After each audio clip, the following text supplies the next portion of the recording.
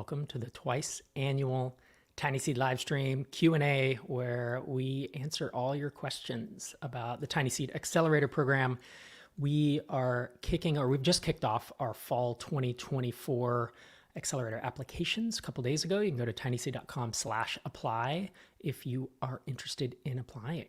So I'm Rob Walling, and I'm going to be one of the hosts of the stream today. You might know me as the co-founder of MicroConf, co-founder of TinySeed, host of Startups for the Rest of Us.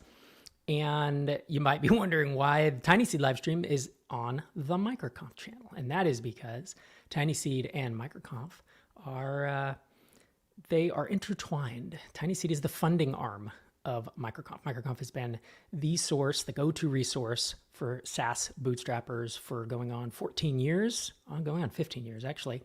And TinySeed was launched about 5 or 6 years ago because there were a lot of bootstrappers that kind of wanted to raise funding and realized they didn't want to take traditional VC and go on that track. So we launched TinySeed as a way to provide bootstrapper-friendly funding for B2B SaaS founders. If you are in the chat, if you are on YouTube, wherever you are, I would love to hear your questions about the TinySeed program. Usually we kick this off with 0 or 1 questions, always kind of nervous, like, is this going to be a 7-minute live stream? And then we run right up to the end, do the full 60 minutes. So we really do want to hear your questions about anything and everything regarding TinySeed, bootstrapper funding, and all that. And with that, I would like to welcome Alex and Tracy. I'm going to start with Tracy. Tracy, welcome to the live stream. Me first. Hey, everyone. Happy to be here. I've been with TinySeed I'm the program director of TinySeed, so kind of like overview the accelerator programs as a whole, and then I also directly manage the Americas program. And I don't know, this is my 10th live stream at this point. I don't know if that's actually true, but it feels like it's around that level. So always happy to be on and just be here and answer questions about the accelerator, which is so much fun. Yep. Always a lot of energy, and these are really enjoyable. And with that, let's bring on our EMEA program director, Mr. Alex McQuade. Introduce yourself. Hello. Hey, how's it going? I'm Alex. I am the program director of the EMEA program. So that's Europe, Middle East, and Africa. And I'm calling in from Lisbon, Portugal. So over here with our folks in the EMEA region, and super, super excited. This is one of my favorite times of the year. We get to jump in, answer questions, and start doing applications. Bon dia, Alex. Bon dia. TinySeed is the best. That's really good. You like that? Yeah. I almost said bon dia, amigos, and then realized I think I'm mixing it up. Don't do it, Rob. All the Portuguese people like that. Yeah. So we are super excited that we've opened up applications a couple days ago, and I believe they close on September 16th. Tracy makes? Yeah. September 15th, I want to say. 15th. All right. Mm-hmm. So yep, Sunday at midnight. Better to get them in Eastern. Early. And we'll start doing interviews next week, and we will be funding companies in the next month or 2, and the batch starts November 1. So we would love to have you apply. Tracy, do you want to give folks an idea of what the TinySeed program is? What's our H1? What does it involve? We want to bring community, mentorship, and funding to oftentimes bootstrapper folks, people who are traditionally bootstrapping. That's not all the people we work with, but that's kind of how the program was originally designed. And over the course of the year, we set people up with masterminds. We bring on these experts in these big growth and marketing and copywriting and every topic that you're going to have to go through as a founder.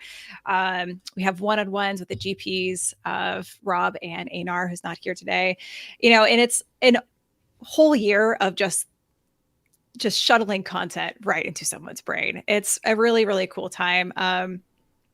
We also, designed the program. So we work with folks who, we're working with ambitious SaaS bootstrappers, typically in the B2B space. And that's not to say that this year program is just like, like those 3-month accelerator programs that are just like crazy fast. We hear people go through a Y Combinator and it just goes by in a flash. 90 days. Yeah, it's like, yeah. So by having a year allows us also to do it in a sustainable manner. So I'd say that there's like a fire hose information, but the year program is designed to kind of work with folks as they're building their businesses in a sustainable manner. So yeah, it's a really, we're in our 5th year and like 16th cohort of running this. And yeah, I think we really like figured out the system at this point.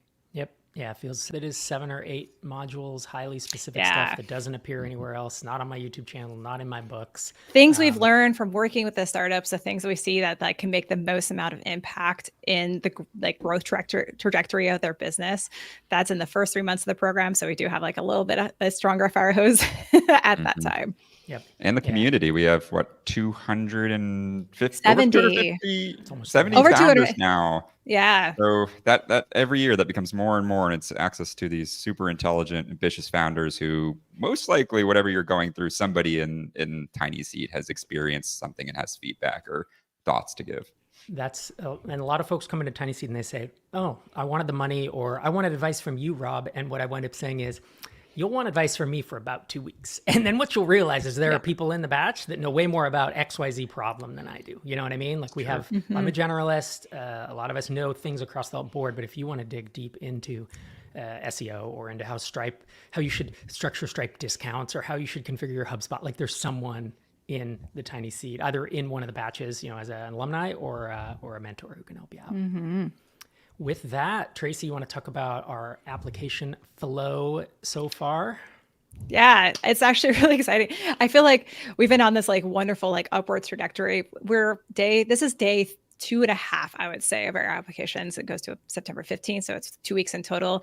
We're actually at a new record in terms of number of applications that comes in, which is really exciting for us. You know, that every round has been getting it's like a little bit more. So that is not to say that it's a very tough process to get in, but we always say, folks, we'll probably repeat this many times, you know, apply anyways. We have a pretty robust application system underneath where we can track how many times people reapply, track all the applications, like tie all their applications together. So if you're like intimidated by the fact that this is like the most amount ever, just know that we have a lot of systems underneath that pull out the folks that will get the most out of the program. And I think we have a really good system. And above all, also, if you apply, you'll always get a response from us as fast as possible. We try not to be like those other accelerator programs out there you hear about that never respond to folks. TinySeed.com/apply if you are interested. Alex, you want to talk to folks about, we're going to get into questions in just a minute, but I want folks to hear about TinyFest and Tiny UK. Yes. So I was talking earlier about, the importance of community with TinySeed, and part of that is occasionally in-person time. Even though TinySeed is a remote program, we do have opportunities for founders to meet in person. We find that's a really important way to, build community, to build relationships, to get to know each other, to put a face to the people that you meet online. And it's something we've really feel up-leveled in the past year. So now what I really want to show off is that we have an annual event in each of the regions, annual every year. So we have TinyFest, which is a 2.5-day event in the North America region. That was in Cancun last year. It's going to be in Scottsdale, Arizona this year. Fun fact, at a place with the largest hot tub in the U.S., Arizona? I don't know. It's a big hot tub. That's Arizona. I wish it was the U.S., but it is merely the state of Arizona. I do wonder what this largest hot tub is in the U.S. A little scared to find Continue. Just a swimming pool. Someone heat it up is what it is. And then we have Tiny UK, which is over, obviously, in the UK, United Kingdom. We do that in Manchester. We just launched that last year, so it's an opportunity for folks in the EMEA region to come together, really anywhere in the world, but it's most convenient for people over in Europe and the UK. And it is a one-day event where we come together, we mastermind, we do information sharing, and we also have some fun. And then, of course, there's our retreats. And the other thing I want to show off, though, is we did this past batch introduced MicroConf events into the program. So now MicroConf itself is part of the TinySeed program, which I really love because it basically is a time where in the middle of the batch year, the founders can come back together in your batch. You can see the folks that you maybe haven't seen in a few months, catch up. MicroConf ticket is included in your TinySeed program fee. So everyone comes back together, and it's just a really strong time of the year to rekindle. We set it up so we have our kickoff event at the beginning of the year, which is something we've been doing for quite a few years now. And now with the MicroConf event, we have an event that's either in the middle or the end of the year, depending on when your batch is. So we have two major opportunities for folks to meet each other in person. And that has been a game changer in terms of how connected our batches are with each other. Yes. And as questions are starting to pour in, if you want to get yours in, make sure Just you're get started. adding them into the YouTube channel, and we'll also be monitoring LinkedIn. TinySeed.com/apply as a reminder, and applications end Sunday, September 15th. The application, how long? Does it take hours to fill this out? Should people really think of how long? Is it hours? Is it days? No, my friends, it is minutes. I promise. It is purposely built to be low friction and easy to do. We don't want you having to waste a lot of time. We want to encourage you to fill it out and respect your time. I'd say most people, I don't know, Tracy, what do you say? Like 15, 20 minutes if you know your numbers? Yeah, if you know your numbers. Yeah, if you have to look up, because we do ask some metrics questions around like lifetime value, what your MRR is for the last, like the prior 6 months. So if you have those things on hand, it should be pretty fast. There are 3 longer questions, but we don't want more than a paragraph for those. That said, the application system has a way that you can save your application and return to it afterwards if it's something that you need to start and then resume. You just have to have it submitted by that September 15th application deadline. Yep. Right. And our motto with applications is, you'll hear us, I think, say this multiple times throughout this call, but when in doubt, fill it out. Oh my God. We need to work on that. Next time we'll do it. In unison next time. When in doubt, fill it out. Yeah, when in doubt, fill it out. Again, if it's 15 minutes of your time, 20 minutes of your time, it doesn't, like, we're not going to get mad at you for applying with something that doesn't qualify. You know what I mean? Like, we're going through hundreds and hundreds of these, and another one or two, it at least gets you on our radar. And a significant number of companies that we founded, we've funded 171 companies at this point, I believe. Significant number have applied 2, 3, or more times. And so we like to see progress. We actually track prior applications and link them up in our system so that if I pull up your application today, I can look back at where you were at 6 months ago and 6 months before that. And that alone is a story for us. It's like, so good. Yeah, I love seeing that. Showing up. Yeah. Right. So with that, questions are pouring in. Again, YouTube, MicroConf Connect as well, and YouTube and LinkedIn. All right, let's start with John. No, tech team on YouTube. What is the cheat sheet to be selected? So how do you get into TinySeed, right? What are the tips? I'll kick off with one: build a great business. Like, have a business that's growing fast with low churn. Like, that's it. That tells the story. Easy as that, right? Yeah. But let's say maybe you're at, 1,500 MRR or $2,000 and you're like, working, you're growing 100 a month. Like, it's not this amazing business. Tracy, what do you look for in applicants? That's a great question. We actually have an article on their website that I would recommend checking out. It's the title is "Who are the best fit startups for the TinySeed SaaS Accelerator?" And it goes through some of the points that we look at in the application, which is like, where are you in terms of revenue? What is your mindset? Let's see, 2 mindset ones, and then some other, like, we kind of dive into things like, have you raised money before? What does that mean? Does that mean that, maybe because of previous funding things, you might not be the right fit. So if you've done that, if you have prior funding, it might be worth reading this article just for that section. Kind of go into our philosophy around founders, in that they'll have no issues whatsoever with solo founders. And I would say perhaps we also love solo founders because it really shows that those folks can get things done. That doesn't mean that multiple founders is a bad thing. But that said, when you have something like 4 and up founders, there are some yellow flags that we see in those applications. So definitely recommend checking out this blog post. John Cowley asks on LinkedIn, curious if you have ever worked with companies that have raised some angel investment before approaching. Good timing on the question. We've raised 120K USD, or does that tract get messy with caps and previous deal terms? Alex McQuade, has anyone ever applied to TinySeed with prior funding? Yes, it happens all the time. In fact, we have a question in the application where you can say yes. And basically what will happen is if we move forward with you into the interview stage, if your business makes sense in all the other areas, your metrics, the business, we'll talk with you more. We'll learn a little bit more about what the numbers are. But previous funding itself is not a disqualifier at all. Obviously, there are situations where maybe a specific numbers make you not a good fit for TinySeed, but we'll have that conversation. When in doubt, fill it out. Yeah, it's no problem. Yeah, that's a good summary of it. We've definitely funded companies that have had prior funding. There are some gotchas if you like, I raised at $7 million cap and I have to raise at that. It's like, that's not, like accelerators don't fund at that. So that's not worth it. The other one is if you raise, what was it? It's like if your terms explode, like I raised $100,000 and they only own 10%. And when TinySeed invests at their valuation, suddenly they're going to own 30%. You know, this other prior investor owns 30% of my, right? So there's like terms that can be gotchas. But again, as Alex said, we'll ask. We know what those terms are. There's a short list of them. And so if in doubt, fill it out. And with that, let's jump to Michael's question from LinkedIn. We're fans and following the SaaS playbook cheat codes. We are in B2B AI. We currently have one customer that is a mix of SaaS and consulting. All future customers will be pure SaaS, no consulting, but we haven't closed any of those yet. Are we too early for TinySeed?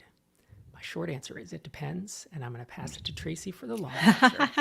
Oh, no, I was going to ask you what you thought, Rob. Okay, yeah, I can do that. No, I mean, go ahead. Yeah, so we have definitely funded some folks with one or two customers. Usually, like I think last batch we funded someone with two customers. Each customer was paying them $12,500 a month. So they had 25K MRR.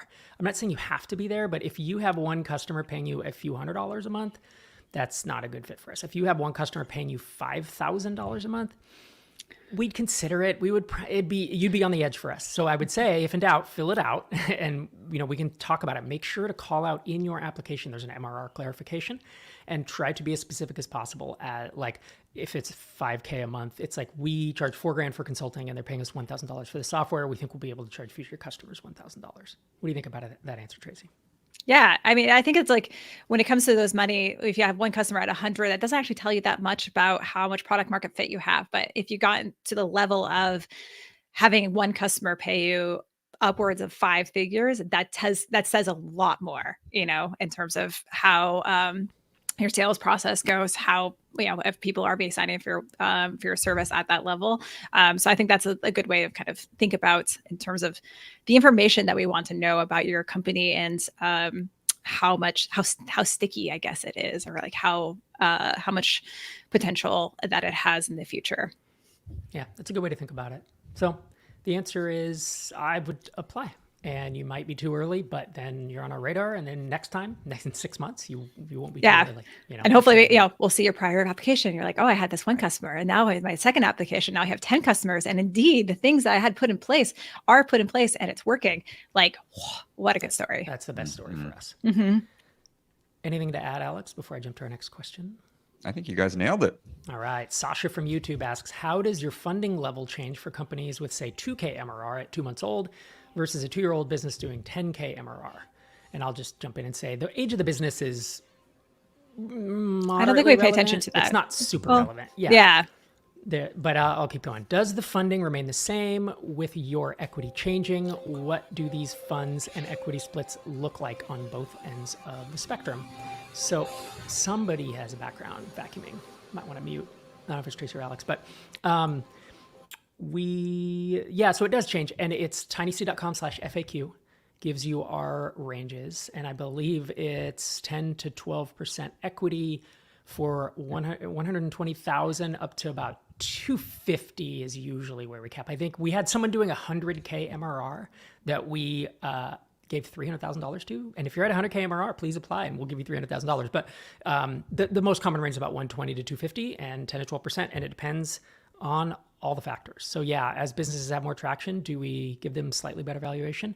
We do, because they're slightly less risky for us, and we know that if they go on the open market, that they could raise money at a higher valuation. Anything to add, Alex or Tracy? Nothing on my end. I think you covered it. All right. Matthew on YouTube asks, is TinySeed strictly for B2B companies? No B2C?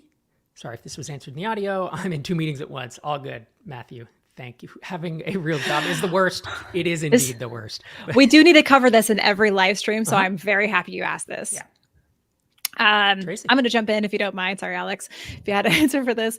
Our content is designed for B2B. So if you have a B2C business and you came into TinySeed, I don't think it would be a really good experience, because the things that we're like the mentors we have, the experience that we have, and the content that we share won't apply to B2C. So, a lot like there's not to say that there's not people making really awesome businesses that I would fund myself just because they're awesome.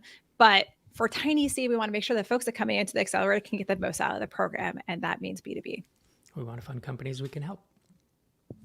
All right. Thanks for that question, Matthew. And look, we have funded a few B2C companies that really are charging B2B. Like they appear to be B2C front-end mentors, an example, where it's like, oh, it's for junior developers, but there's a whole B2B component on the backside. There's a hiring platform. And so that's where, if we were to talk to you, if you were to apply, I would probably say, if you want to get into TinySeed, let's figure out an angle to go B2B, because a lot of B2C stuff, some B2C stuff can be kind of pivoted or adjusted into B2B. I mean, a lot of the big B2C companies out there have robust enterprise sales, B2B type systems underneath. So a lot of folks, you might want, if you have a B2C, you probably should look into that direction anyways. Maybe that's a path for you. Apologies in advance if I mispronounce your name and you've asked multiple questions, but I'm going to say cow. It's not chow. I think it's cow. YouTube. Hey, everyone. What kind of knowledge should I expect to get from TinySeed mentoring regarding sales? I'm a technical founder with no sales experience at all, and that has always bothered me a lot. Alex McQuade, do we know anything about sales? Do we have any sales mentors? We know a thing or two about sales, let me tell you. No, that's putting it lightly. You will be in good company, I think is the right way to answer that. You would definitely not be the first founder to come into TinySeed with feeling like sales is an area where you want to explore. That's something I hear a lot from, especially from, I'd say, technical founders. We have a solo founders technical. Oftentimes sales or marketing is a weak spot that they're conscious of, that they're trying to improve. And I think TinySeed is a great fit in that sense. We actually have a specific, one of our playbooks is on sales. And the goal of that playbook is really to catch you up to kind of the standard that you need to be at as a founder to understand the sales process. It dives into various areas of sales. It includes enterprise sales. That playbook is run by one of the other GP, Einar Folstedt, who is a real sales pro. And the other thing I want to hit on that too is that we also have mentors who specialize in sales. So, what will happen is you'll start at the program year, you'll go through the playbooks, you'll do the sales playbook. And afterwards, if you're still feeling a little weak or you're wanting more feedback on your sales process, you come to me or Tracy. And what we're going to do is connect you with one of our sales mentors. Different mentors have different expertise, even within sales. So maybe you tell me, I really want to work on my scripting. I'm going to connect you with somebody like John Ndege, who is an incredible mentor on that topic. But yeah, I guess the long story here is sales is something we focus on heavily, and we have a ton of resources on. So you will be well taken care of. I want to say our top two topics is like sales and pricing, probably. Yep. Yeah, we are very heavy on sales mentors, ranging from Jen Abel of Jellyfish to Matt Woloch, Steli Efti, Steven Steers. It's a long list. I think if there's any single discipline that we have the most mentors, I think sales is probably it, because it's tough, and we get, I think it's 85% of our companies that apply, 80 to 85% have at least one technical co-founder. So either that if they're solo, then that founder has to learn how to do sales usually. And if they have a co-founder who's a subject matter expert, they have to learn to do sales. So it's what moves the needle in businesses. And so we pay a lot of attention to it. Caroline on YouTube asks, do you recommend applying if we have not yet gotten to 1K in monthly recurring revenue? Tracy, what do you think? Well, our minimum is 500. So you're already above the minimum that we recommend for the application. So yes, definitely. I mean, knowing nothing else, if you're just at 1K, keeping in mind the things we've mentioned before, like, we fund B2B SaaS, all those other things that would make it not like TinySeed, the accelerator, not a good fit for you. If you match all those things we mentioned and you're 1K revenue, yes, apply. Definitely do. If you're above 500, I would apply. We have totally funded some. It's not super common Depends on the batch, depends on how competitive the applications are. But we have funded between 500 and 1,000 MRR a few times. That's actually a great thing to bring up that we haven't mentioned before, is that, every round is different. And so it's, it's not like we're funding as many people as possible. There has been some times in the past where we've had a lot of really amazing applicants and we weren't able to fund all of them or work with all of them just because we reached the limits of the batch size that we had. So it's, I don't know, there's nothing really to impart other than we do our best but we try to keep our batch sizes small on purpose. So we have better experience for folks, and we do sometimes get into those situations. But again, when in doubt, apply. This is all just logistics underneath for us. Dove on YouTube asks, how about international opportunities? I believe I'm going to translate that question to, do you fund companies that are not domiciled in the United States, meaning they are not, a Delaware C Corp, for example? Alex McQuade, you are that resident expert on that topic. I was going to say, I hope I get this one. I had this one, it'd be a problem. Yeah.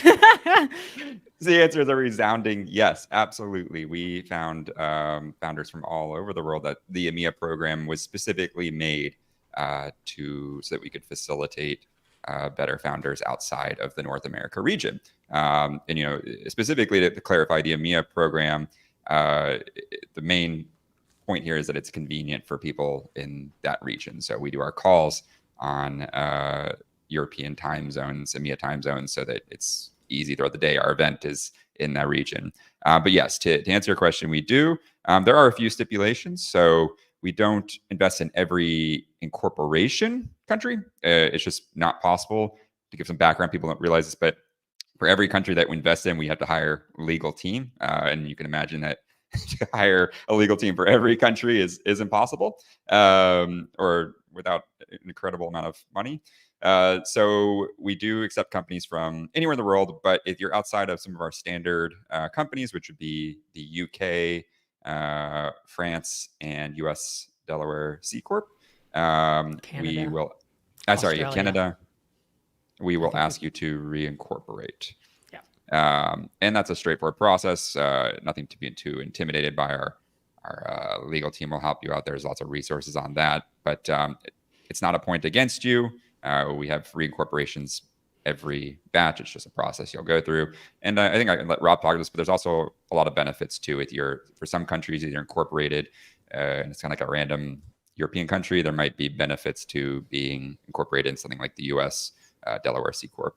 Yeah, if you want to raise any follow-on funding ever, or when you go to sell, there are just more buyers that will want to buy Delaware C Corps. The moment you're a Romanian, Romanian limited company, it just creates complexity and headwinds on everything you want to do after that. So, and notice we've disconnected where you are located from where your company, your corporate entity is, because we have founders who have a Delaware C Corp and live in random place that you can everywhere. Live. You can live in Europe. You can live it. You can. So we have some folks that are travelers that live in Asia, and they're expats and they're moving around. So your location is much less relevant than where the company is domiciled, because that's where the legal cost for us comes up. And to clarify, if you're trying to decide which of the two programs to apply for, you should pick the one that is more convenient for you time zone wise. So, for example, obviously, if you're within North America, you're in the Americas, and Europe or Middle East, Africa, you're in EMEA. But sometimes there's people outside of those countries. For example, we have a lot of applicants in South Asia and like India and Pakistan. The best program would be EMEA because of the time zone. Your calls will be in the evening. But it's much easier than the Americas. And then on the flip side, Australian founders, New Zealand applicants, are usually best for Americas. And I do everything I can to make sure that they don't have like a 4 a.m. wake up call whenever we have Australian in our batches. All right, questions are pouring in, so I'm going to zip us through. Kayo. I'm going to pronounce it different each time to make sure I get it at least once. I apologize. Kayo on YouTube asks, I also have a question that may sound a little bit weird, but I would truly love an answer to it. Who would you say TinySeed is not for? I don't think that's weird at all. That's a great question. So for me, I'll weigh in first, and then let's do a quick roundtable before we bounce to the next question. I would say TinySeed is not for B2C SaaS. I would say it's not for non-SaaS. So two-sided marketplaces that don't, if you charge a subscription fee to businesses as part of your two-sided marketplace and you have some traction, great. But if you're a two-sided marketplace that wants to take 3% of all the transactions and you have, $100 in whatever GMB, like it's not a fit for us. We can't help you. Our knowledge is all based around B2C SaaS. I would also say if you want to be a true lifestyle entrepreneur where it's like, I want to bootstrap to 20, 30K a month. I just want to take out massive profits, be solo, maybe travel Europe or travel Asia. That's great. That's a great business.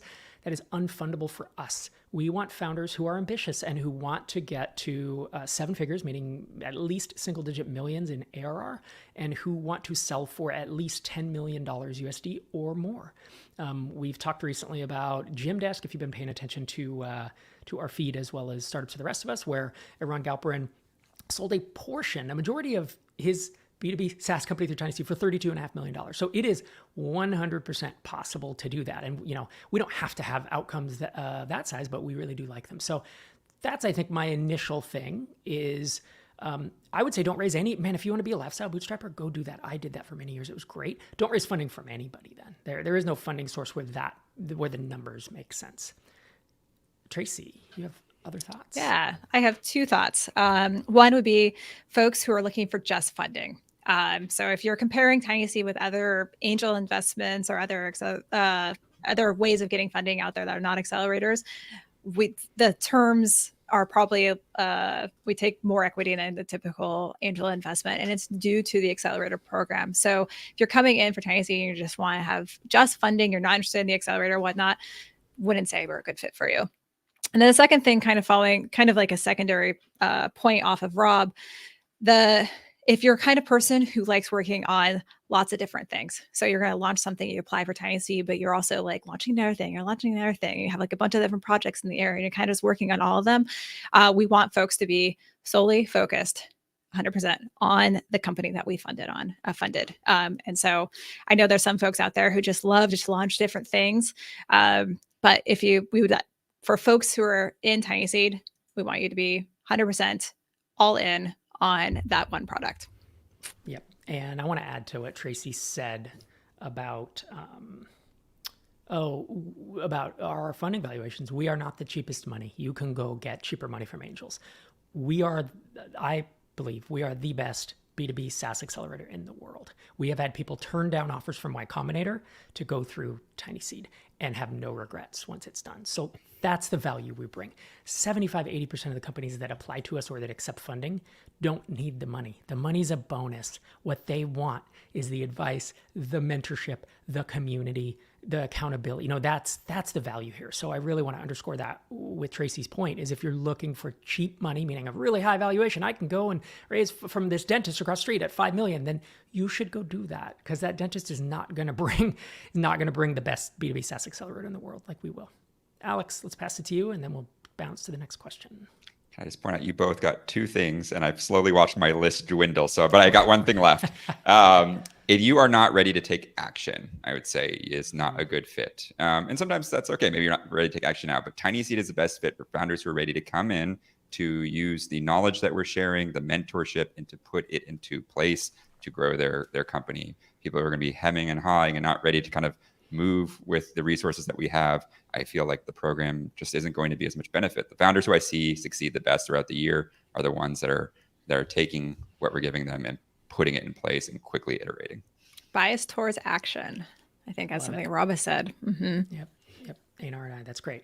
All right. On YouTube, Dag30 says, I love the ethos behind TinySeed. Thank you. We are mostly considering applying for mentorship and support. The money is secondary. Hey, case in point. I just mentioned this. What's the cadence, the suggested time spent per week over the first year? Tracy? Cadence. Our goal is 1 hour per week spent on TinySeed calls and online events. So this is typically 2 informational calls. So in the first 3 months, that is our playbook, and the latter half of the year, then it's going to be bringing in our mentors and doing Q&As and the other events that we have. And then the other 2 calls per month are your mastermind calls. So we recommend folks meet every other week with their mastermind, and that helps provide some accountability and support between those founders. So that adds up to 4 hours per month. Now, of course, if you're doing, implementing all of this information, does that count? But like, essentially the things that we say, like you should attend and take out of your day, it's 4 hours per month. We're all makers, everybody on the team, and we want to fund makers. Like you have to, there's a lot going on with a startup, and you have to have time and focus to execute. So yeah, 4 hours is about the requirement. And then of course, mentorship. I mean, if you're doing office hours with me every month, that's another 45 minutes or whatever. So, all right. Jorge at YouTube asks, are most of your accepted companies repeat applications? No, they are not. It's the minority. If I were to guess, 20, 25%, 30? I Yeah, would somewhere in say that 30. range, 20 to 30. So that's it. The majority are first-time applicants. Harish on YouTube says, hey, Rob, is there a minimum MRR that TinySeed expects from the applicants? Yeah, we say 500 MRR is the minimum. So if you're at that or above, that's USD, please apply. Maze asks on YouTube, do you have experience with French companies trying the US market, for example? Alex, do we have any French companies of note that talk about their MRR on Twitter and or on X that are targeting the US market? Yeah, we have several French companies targeting the U.S. market. And in fact, I would clarify that a significant portion of founders in Europe in general tend to target the U.S. market. I'd say it's more of a minority founders who are targeting their specific country. Not an issue they do, but obviously the U.S. is an attractive market. To come to mind, Find Email comes to mind. I believe they target. And I don't know, they're Scraping Bee. Scraping Bee was the one I was going to say. Mm-hmm.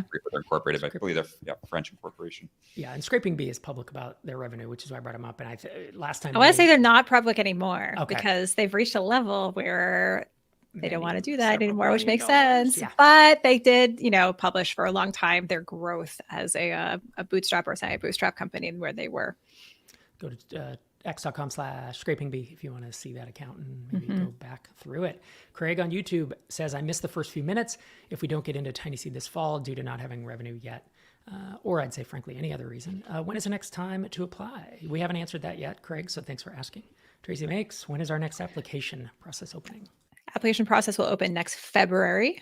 Not sure the exact date offhand, but it will be February. And then the accelerators, both the Americas and EMEA accelerators, start on May 1st. And Johnny Rulin on YouTube asks, I'm building a B2B to C product. Would it be a bad idea to apply? All right. So imagine there's a B2C company. All right. Let's say it's what would be a good B2C company? Like video game companies, right? They build software and they sell it to consumers. You are building software that video game companies will pay you to organize their files, for example, or help them with their development process. You are B2B. I love it. Please apply. Any other thoughts? Yeah, B2B to C is great. B2B to whatever is great, as long as you are dealing with subscription software. Ram on YouTube says, would you consider SaaS with good and growing MRR? Huge TAM. I like this already. Yes. Oh, all right. Let me read the rest of the question. Growing market, but because of some early miscalculations in defining the ICP, the churn is pretty bad. ICP being the ideal customer profile. Who has thoughts? I'd say it depends. I think I need more context. I'd say the question is, would you consider? And I'd say the answer is yes, we would absolutely consider. We'd need more numbers. What's the specific churn? What are you doing? But would we ask questions? Yes. Yeah, there'd be, I think the answer is here, we would dig in and we would be asking, there'd be a series of questions, especially if you reached the Rob and Einar interview stage. I imagine that would be a focus of it. And if that's your hypothesis and you say, oh, it was early ICP, I'd say, great. I want to see your churn of all your customers post this date when you figured it out. What's the the churn of customers pre-January of 2024 and everyone who's signed up since January 2024. Let's talk through those numbers. You tell me the date and then let's figure it out. I'd want to see proof or at least, some signal that tells me things are getting better. Sorry, Tracy, I interrupted you. Oh, no, it was just like this. To follow up on the, we're going to ask questions. It doesn't mean that there's a problem. It's also just useful to kind of, have answers to those questions. So like Rob said, have answer to where the churn was pre and post. If you already know if there's a problem point that we're going to ask about, it's always great to have a answer like already prepared on what you're going to do to work through it. But any question, like we're going to ask questions because we're going to dig in on certain areas, and that doesn't mean that's a problem. Lee asks on YouTube, how about Edtech SaaS, meaning education SaaS? And then Lee, there's a second part of your question that I don't understand, and maybe it's a mispaste, but it says, it's an incomplete sentence. It says, accelerator takes 7% to 15% for if next fundraising happen. And I'm not sure what that means. If you want to repost that as a full question, please do. Or if it was a mistake, that's fine. We'll just move on. But Lee asks, how about Edtech? That's folks who sell to education. That can be higher ed. It can be in the US, it's high school, or I think it's called secondary in Canada and Europe.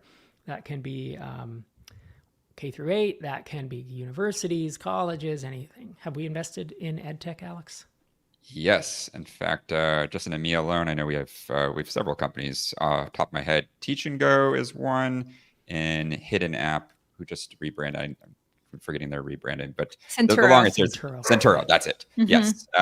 Yes, we absolutely invest in EdTech. We have several companies in our portfolio that EdTech.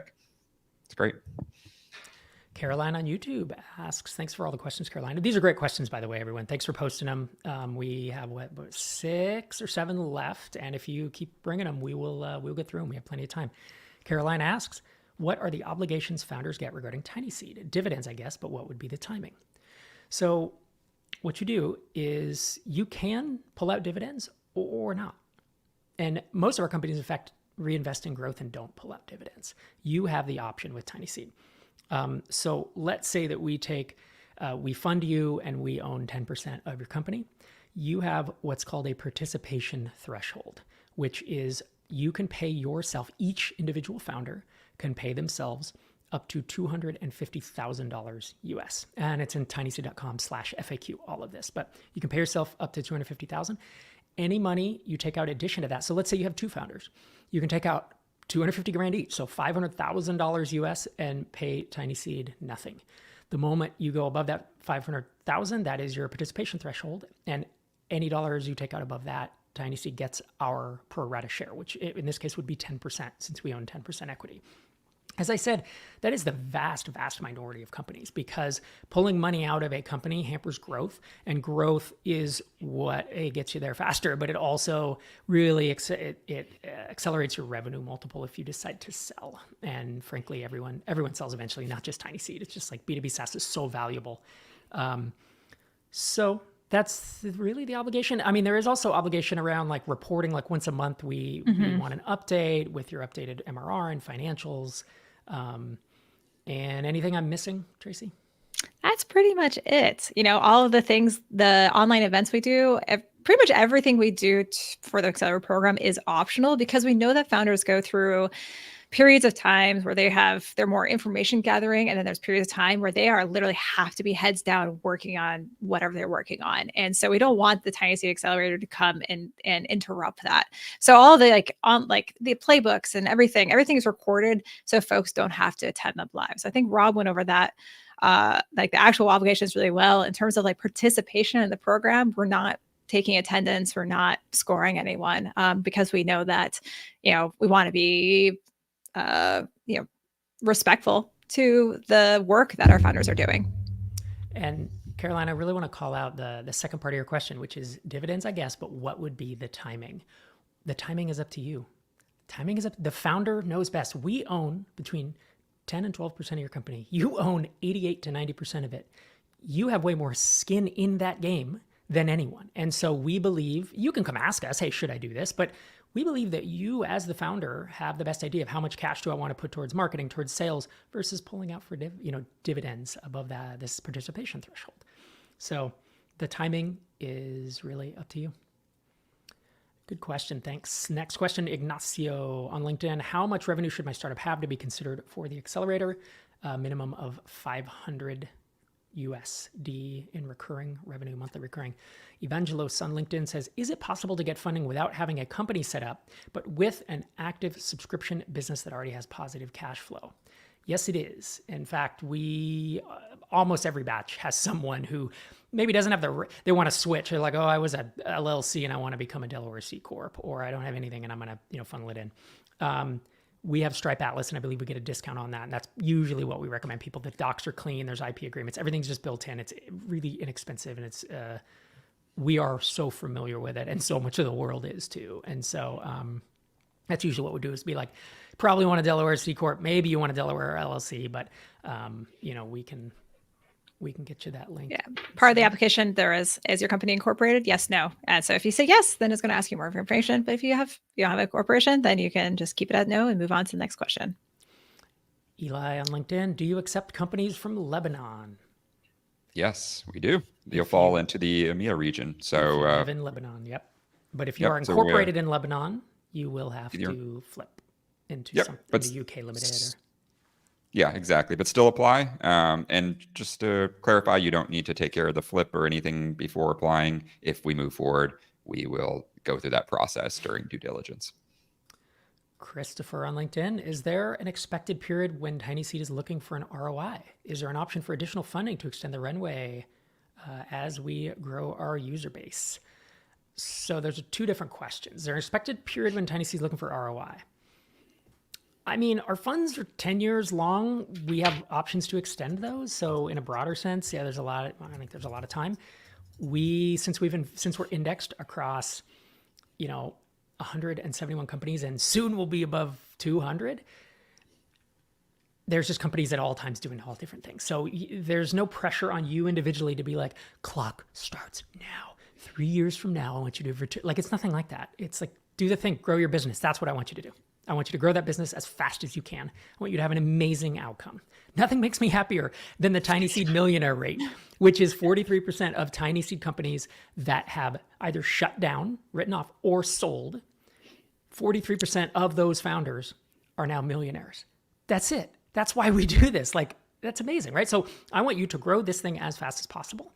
And I want you to have a great time doing it. And I want you to have all the guidance. And we're not sitting there bean counting like, oh, I see you have 50K MRI. Do you have 5K you can pull out and give it? It's like, that's not how we win. We all win by you selling for 10 million, 20 million, 30 million, or pulling out literally millions of dollars in dividends. That's how TinySeed works as a fund. All right. Thanks for that question, Christopher. I like that. Michael on YouTube. I currently sell directly to teachers, but the goal is to get enough users at any given school that the administration wants to buy seats for all teachers. Ooh, product-led growth. How would that model fit with TinySeed?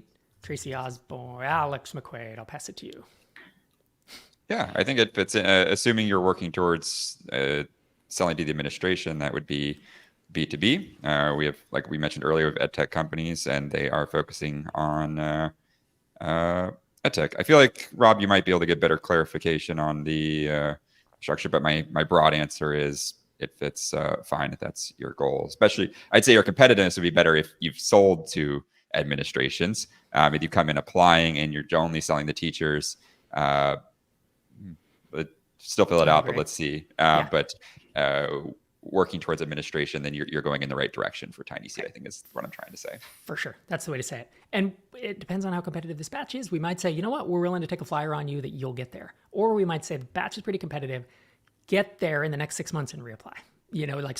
Close 1, 2, 3 administrator deals, and let's just prove that you can do it, or that the product is able to do that. It'll be one of those things. I want to jump in and say we're not trying to test folks when we say prove that you can do this. It's not because we're trying to test you. It is because the program is literally designed for folks who have established that product market fit and they're growing. So that's what we want to see. Is we want to make sure that that's the proof, and it's really to enhance your experience in Accelerator. Yeah, that's a good. Thank you for saying that. Not a test of you.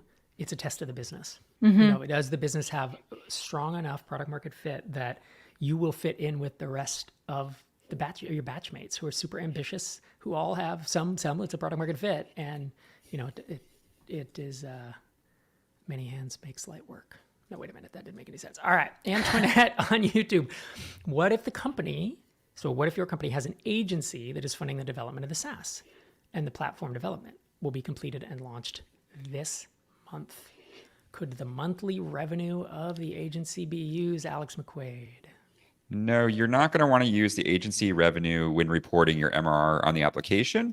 I will say, though, that you should mention that we have a field that Rob has mentioned. It's to expand Clarifications. upon clarifications on MRR. You should mention that because it is worth us knowing that says to us that you have cash flow that can be used to cover expenses. It's something notable, but that isn't MRR that we would count towards the company. So if you're just launching this month, I'm guessing what you're trying to say is it's pre-revenue. And so I'd say maybe not the best fit right now unless you start racking up MRR really quickly. But when you do apply this season or next, do mention that, though. It is worth us having a note on that. We have 10 minutes and 7 questions, and they're still coming in. So we're going to lightning round it. Lightning round. Mateo, on YouTube, having less than 500 MRR, would you still recommend applying this time and reapplying back in February? Does seeing the startup growth evolution help, or is it better to do it once? Tracy makes. Evolution. Do it. Apply. Tech Tour on YouTube with their second question. What would you suggest if my startup has no MRR? I would suggest you buy the SaaS playbook, you listen to Startups for the Rest of Us, you get in the MicroConf community, maybe get matched in a mastermind. I actually have a course called SaaS Launchpad at saaslaunchpad.co that goes live next week. That is all about finding ideas, validating them, pre-validating them, building landing pages, building an early, getting to those, getting the launch and getting those, the first value in your pocket, the first MRR. This ecosystem of MicroConf and TinySeed and Startups for the Rest of Us and my books, it's all aimed at. All there to help you. It is. And TinySeed, you need to be at a certain stage to use it. And we're pretty clear about that. Most of the other stuff we put out is for folks exactly in your situation. So that's what I would do in your shoes. Thomas on YouTube says, have you invested in companies from SEA, Southeast Asia? For example, Singapore, Malaysia, Indonesia, Vietnam. Care to mention some? I don't think so. We have invested in Australia and New Zealand. We have founders who are located in Japan and Thailand. I think that those founders are located in those areas are more remote workers. That's not to say that we aren't interested in talking to folks in those regions. Absolutely. Like we've, again, if your company or corporation is something that we can invest in, you can be anywhere in the world. Right. And again, we come back to, we're not going to invest in an Indonesian limited company or a Vietnam limited company. It's just the logistics. No one does that. Like there are no funds. We actually, I believe, invest in more countries than any other accelerator than I know about. YC does either 2 or maybe 3 countries. It's US, UK, and Singapore. And I hand wave that. I'm not sure if that's true, but so that's it. But if you have revenue, apply. There's no reason not to. If you need to, you need to flip, then you do. Ignacio on LinkedIn says, what is your view on the public benefit corporation form of business for a startup applying? I don't know. I mean, my view is public benefit corps. I've invested in those before personally. I don't honestly know if a fund can invest in them. I just don't know. It's a legal question. I don't know. Apply and we can ask our lawyer if we can fund you. So we can't invest as a fund in S Corps, for example. And that you just can't do it. The law says we cannot. And so that's what I'm wondering about a public benefit corp. Yeah. Any other thoughts, Tracy? I think I apply anyways, and we'll have a conversation with you, talk with you about what the structure looks like, and then talk to our lawyers if it's a good fit for TinySeed. But definitely still apply anyways, because it could be something we can do. We just we can't look into it. We're not going to look at it beforehand, but we'll definitely, if it's something we want to fund, we'll do the legwork to make sure that that's something that we can invest in. Art on YouTube asks, how about applications from the Philippines? Same answer as above, as the Vietnam, Indonesia. Yeah. Yes, please apply. Caroline on YouTube, if we have 3 founders, are we all getting mentorship? Alex, are they all getting mentorship? As long as all 3 founders are full-time founders, and TinySeed defines a full-time founder as a founder who owns at least 15% equity and is working on the business full-time. So that means you don't have another job. You are truly full-time in the company. So if all 3 of you fit those 2 criteria, yes, you will join the program together. If only two or one of you do, that's fine. You can still get into TinySeed. The founder who is not full-time will not participate in the program. Jinan on YouTube, do you invest in only revenue generating companies or is pre-revenue fine? You need $500 of MRR. If you are pre-revenue, you really want an incubator at that point. I don't know of accelerators for the most part that invest in Start that. consuming in the microconf content at that point. Microconf. Stars for the rest of us, all that. Yeah. You know, SaaS Launchpad, like there's a lot of resources for you out there to get to revenue. Carlos on YouTube. Currently, I manage 2 different products, one in HR and another one in finance. Should I discard one product and go all in on one to grow and evolve it faster? Tracy, how do we feel about founders and the benefit of focus? Definitely you want to be focused on one product. I have personal experience with this. Before I was working at TinySeed, I did a startup and I was juggling multiple things. And I know very like how chaotic your brain can be in terms of like working on one thing on one day and working on another thing on another day. And it's just like, but then when you quit this also goes for folks who are working on their project and have a full-time job. Like I know that a lot of folks are in this situation and it sucks, but it's like we've seen the effects of when someone either stops working on those other businesses or they're able to get to a point where they can quit their full-time job and focus solely on this thing and just watch that growth explode because all of your brain cycles are now focused on that one thing. I think it's really important if you can get to that point. Go to startupsfortherestofus.com. Look at episode 729. It came out yesterday, as of this recording. 9 things I've learned investing in more than 170 SaaS companies. One of those is the value focus. And it's a pattern that we see over and over and over. And someone came in recently and they had an agency and they had a SaaS and the SaaS was taking off. We invested in them. We said, look, the clock's ticking on the agency. Like you have X amount of months. We kind of tell you, he's like, great, I want to shut it down anyways. He said he was a little skeptical and kind of like resistant, like, ooh, do I really have to do that? He said the moment that I shut that down, it was like a huge weight lifted off my shoulders. And I was able to focus and like growth continued and accelerated. Like it was a light bulb, game-changing moment for him. That's just one example. That's an anecdote, but we see that anecdote over and over and over. All right, one more question. And then we're going to wrap. Entende from YouTube asks, do you allow applications from Africa?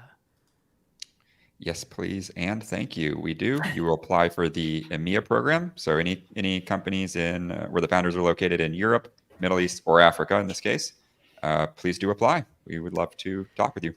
Let me just answer all the questions about do we accept applicants from, and then insert a country, a continent, or a planet name. The answer is yes, as long as you are domicile in US, UK, blah, blah, blah.